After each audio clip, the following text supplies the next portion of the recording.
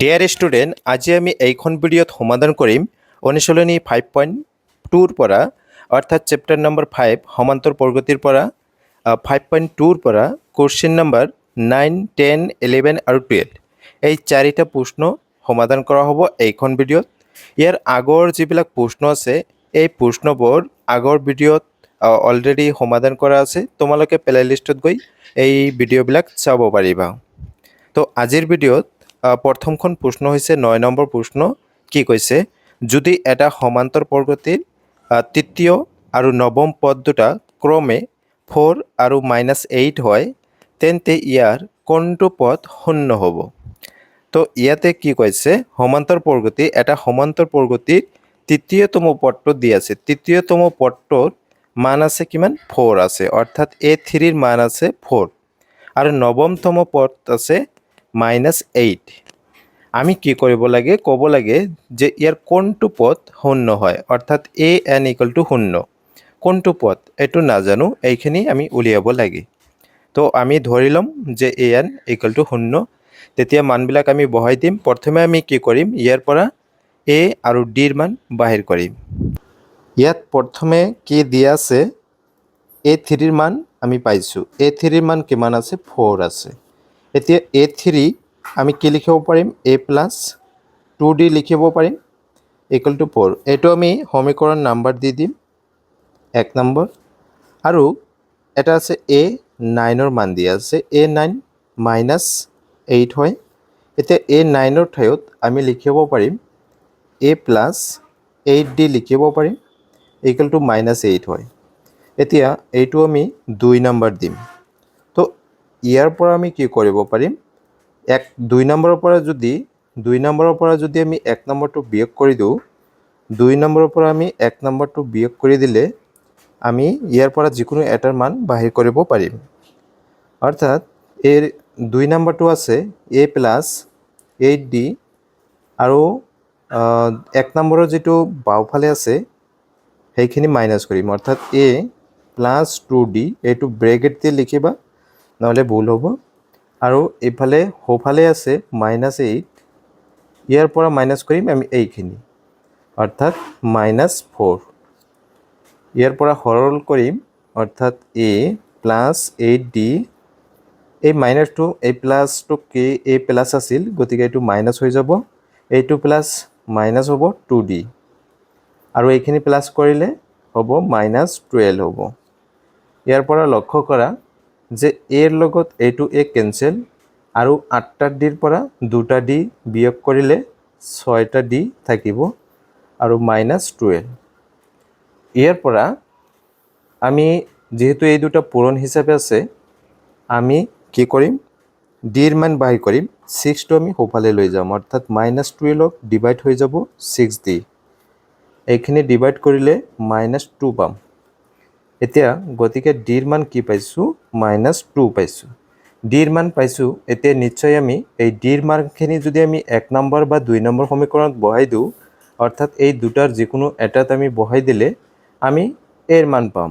আমি কি কৰিম, 1 নম্বৰত বহাই দিম। এতিয়া লিখিম, এতিয়া ডিৰ মান 1 নং সমীকৰণত বহুৱাই। 1 নং সমীকৰণত এৰ আছে +2 * ডিৰ মান আছে -2 আৰু = আছে 4। এইখিনি a আৰু 2 * 2 4, কিন্তু মাইনাছ আছে -4 = 4 আছে। এতিয়া a = কি হ'ব, -4টো সোঁফালে গ'লে +4 হ'ব আৰু +4 মানে 8 হ'ব। গতিকে এৰ মান পাইছোঁ আমি 8 আৰু ডিৰ মান পাইছোঁ -2। এতিয়া কি কৈছে যে কোনটো পদ শূন্য হ'ব? শূন্য বুলি কৈছে। গতিকে আমি ধৰি ল'ম যে ধৰা হ'ল nতম পদটো, অৰ্থাৎ an = 0 হয়। এতিয়া an ৰ ঠাইত আমি এটা ফৰ্মুলা জানো যে a+n-1 * d লিখিব পাৰোঁ আৰু =0 আছে। এতিয়া বাকীখিনি a আৰু dৰ মান আমি অলৰেডি পাইছোঁ, এইখিনি বহাই দিম। এৰ মান পাইছোঁ 8 আৰু প্লাছ n - 1 ইনটু ডি, ডিৰ মান হৈছে -2, গতিকে -2 লিখি দিম ইকুৱেল টু 0।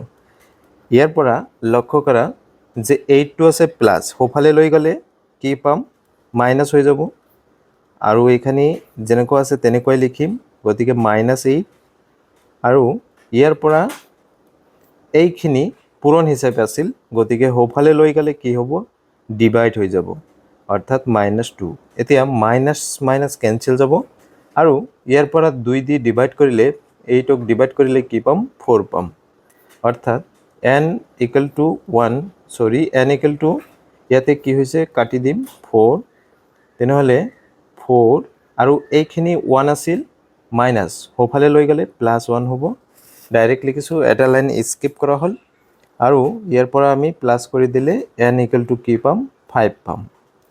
এতিয়া n ইকুৱেল টু 5, তাৰ মানে কি হ'ল, এই এপিটোৰ সমান্তৰ প্ৰগতিটোৰ 5তম পদটো শূন্য হ'ব, তলত লিখি দিম, গতিকে এপিটোৰ 5তম পদটো শূন্য হ'ব।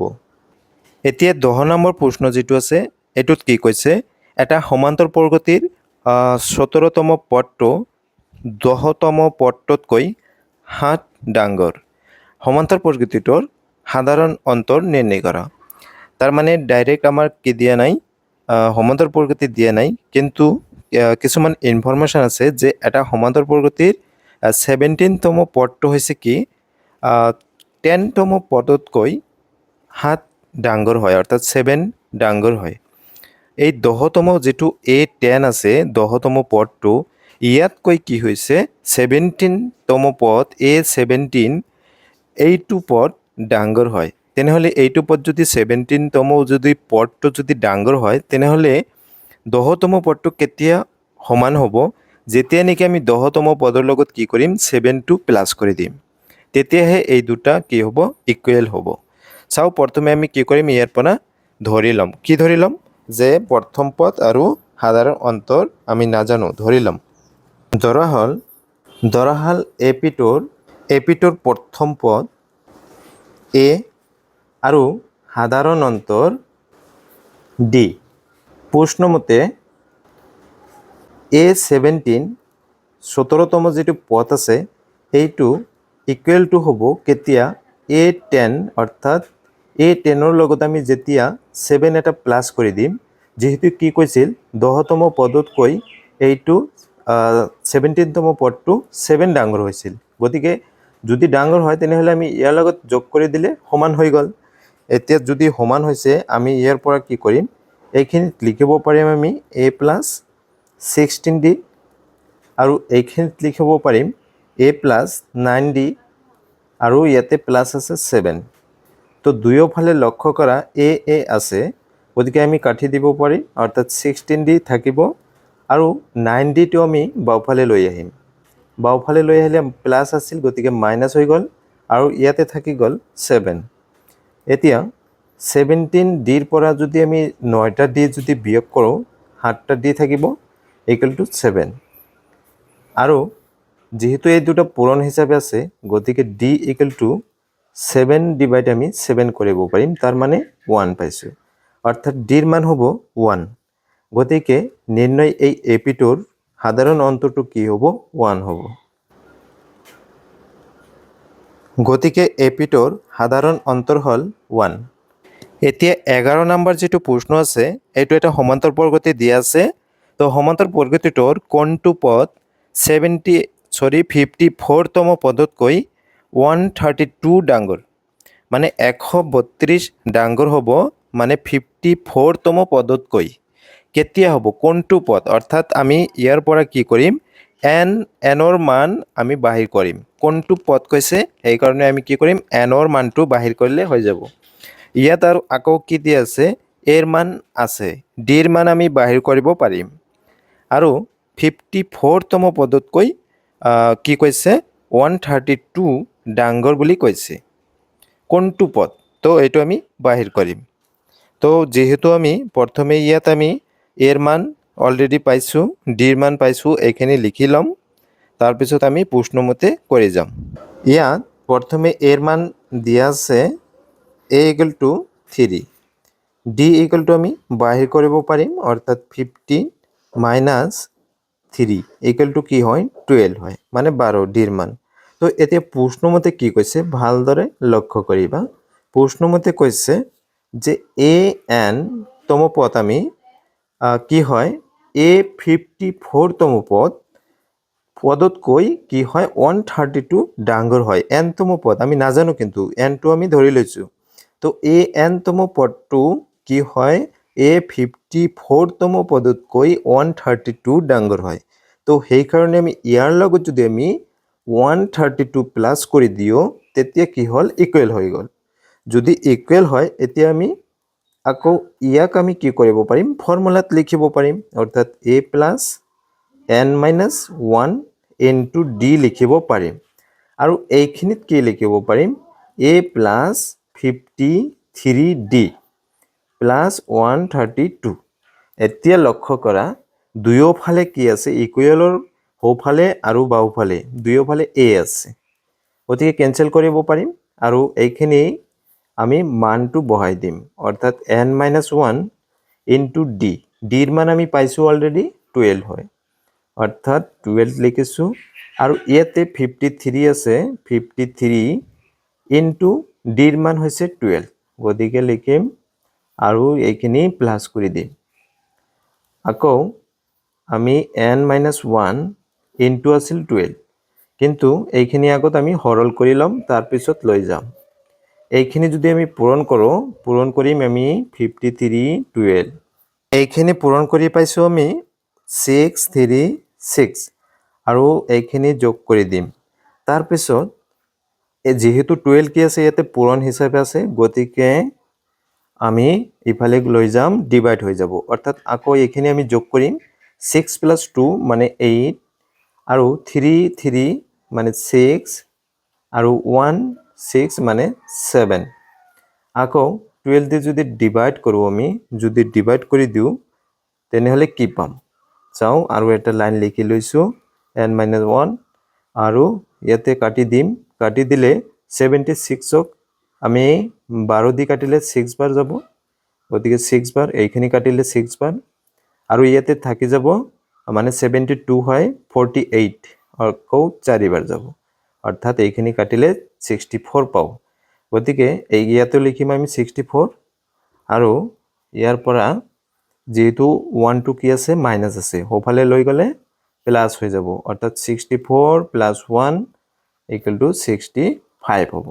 গতিকে n ৰ মান কি পাইছো আমি 65 পাইছো n ৰ মান যেহেতু আমি 65 পাইছো গতিকে নিৰ্ণয় কি হ'ব পদটো হল 65 তম পদ মানে প্ৰশ্নত কি কৈছিল যে কোনটো পদ 54 তম পদতকৈ 132 ডাঙৰ হয় গতিকে তলত লিখি দিবা গতিকে নিৰ্ণয় পদটো হল 65 তম পদ এতিয়া 12 নম্বৰ প্ৰশ্নত কি কৈছে দুটা সমান্তৰ প্ৰগতিৰ সাধাৰণ অন্তৰ একে মানে দুটা বেলেগ বেলেগ সমান্তৰ প্ৰগতি আছে আৰু ইহঁতৰ যে সাধাৰণ অন্তৰ অৰ্থাৎ ডিৰ মান কি হয় একে হয় বুলি কৈছে তো হিহঁতৰ 100 তম পদ দুটাৰ পাৰ্থক্য 100 মানে 100 তম পদ যে আছে দুটা বেলেগ বেলেগ সমান্তৰ প্ৰকৃতিৰ 100 তম পদ দুটাৰ পাৰ্থক্য দুটা কি কৈছে 100 হয় মানে এই দুটা 100 তম পদ মানে প্ৰথম এটা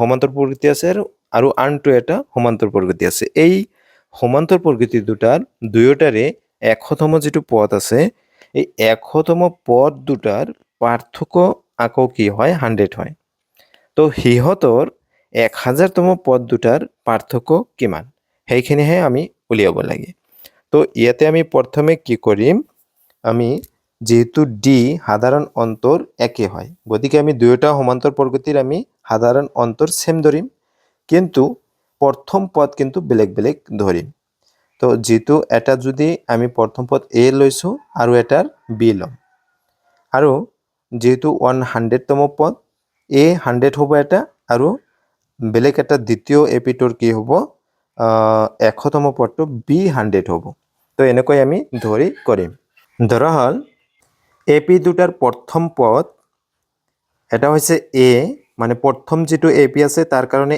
এ আৰু দ্বিতীয়টো এপিৰ কাৰণে বি আৰু সাধাৰণ অন্তৰ আমি সেম ধৰিম আৰু সাধাৰণ অন্তৰ ডি প্ৰথম যেটো এপি আছে প্ৰথম এপিটোৰ 100তম পদ 100তম পদ কি লিখিব পাৰিম প্ৰথমটোৰ কাৰণে আমি a100 লিখিম আৰু দ্বিতীয় যেটো এপি আছে দ্বিতীয় আৰু দ্বিতীয় এপিটোৰ কাৰণে 100তম পদটো কি হ'ব আমি b100 লিখিম হৈ গল এতিয়া প্ৰশ্নমতে কি কৈছিল এইখানে লিখিম প্ৰশ্নমতে কৈছিল যে পাৰ্থক্য দিয়া আছে মানে 100তম পদ দুটাৰ পাৰ্থক্য দিয়া আছে অৰ্থাৎ a100 আৰু b100 এই দুটাৰ পাৰ্থক্য দিয়া আছে কি 100 অৰ্থাৎ 100তম কাৰণে প্ৰথম এপিটোৰ কাৰণে a100তম পদ তাৰ পৰা আমি মাইনাস কৰি দিম b100 মাইনাস কৰি দিলে কি পাম পাৰ্থক্য যেহেতু কৈছে গতিকে আমি 100 পাম এতিয়া a100 ৰ ঠাইত আমি লিখিব পাৰিম কি লিখিব পাৰিম a plus 99d লিখিব পাৰিম আৰু মাইনাস এইখিনিৰ কাৰণে আমি b লিখিম b plus যেহেতু প্ৰথম পদ ইয়াৰ কাৰণে বেলেগ হয় আৰু ইয়াৰ কাৰণে কি আছিল বেলেগ আছিল গতিকে ইয়াতে লিখিম আমি 99d যেহেতু d ডিফারেন্সটো সাধারণ অন্তৰটো কি হয় একই হয় গতিকে আমি d টো আমি দুই ঠাইতে সেম লিখিছো আৰু ইকুয়াল টু 100 তো ইয়াৰ পৰা আমি ব্ৰেকেটটো উঠাই দিম 99d minus b minus 99d equal to কি হ'ব 100 হ'ব ভালদৰে লক্ষ্য কৰা 99d আৰু 99d প্লাস গতিকে এইটোৰ লগত এইটো ক্যান্সেল তো ইয়াতে কি থাকি যাব a আৰু minus b আৰু ইকুয়াল টু কি আছে 100 আছে এটো আমি এক নাম্বাৰ দি ৰাখিম আকৌ এতিয়া 1000তম পদৰ কথা কৈছে 1000তম পদৰ পাৰ্থক্য কি হ'ব এটো উলিয়াব লাগে আগৰটো কি আছিল 100তম পদৰ পাৰ্থক্য দিয়াই আছিল কিন্তু এতিয়া আমি 1000তম পদৰ আমি পাৰ্থক্যটো উলিয়াব লাগে তো a 1000 minus b 1000 হৈ গল পাৰ্থক্য হৈছে কিন্তু পাৰ্থক্য কিমান দিয়া নাই সেই কাৰণে আমি ইকুয়াল টু লিখা নাই যদি দিয়া থাকিল হয় আমি লিখিলো হয় কিন্তু দিয়া নাই গতিকে আমি পাৰ্থক্যহে উলিয়াব লাগে গতিকে ইয়াৰ কাৰণে আমি কি কৰিম a plus 999d লিখিব পাৰিম মাইনাস ইয়াৰ কাৰণে লিখিব পাৰিম কি লিখিব পাৰিম b plus 999d ব্ৰেকেট দি লিখিবা এতিয়া ব্ৰেকেটটো উঠাই দিলে a plus 999d minus b minus 999d এতিয়া লক্ষ্য কৰা এইটোৰ লগত এইটো ক্যান্সেল তো থাকি কি যাব a minus b অৰ্থাৎ a minus b এতিয়া লক্ষ্য কৰা এক নম্বৰ যেটো আছিল সমীকৰণ এক নম্বৰ সমীকৰণত a minus b আছিল 100 আৰু a minus b পাইছো গতিকে a minus b ঠাইত আমি কি লিখিব পাৰিম 100 লিখিব পাৰিম গতিকে ইয়াতে লিখি দিছো 100 আৰু a 1000 minus b 1000 তাৰ মানে ইয়াৰ পাৰ্থক্য 1000তম পদৰ পাৰ্থক্য 100 হয় আৰু আকৌ 100তম পদৰ পাৰ্থক্য কি আছিল 100 আছিল গতিকে কি হয় 100তম পদৰ পাৰ্থক্য কি হয় 100 হয় প্ৰশ্নত কৈছিল 1000তম পদ দুটাৰ পাৰ্থক্য গতিকে লিখি দিবা গতিকে নিৰ্ণয় 1000তম পদ দুটাৰ পাৰ্থক্য 100 হ'ব এইটোই আছিল এনসাৰ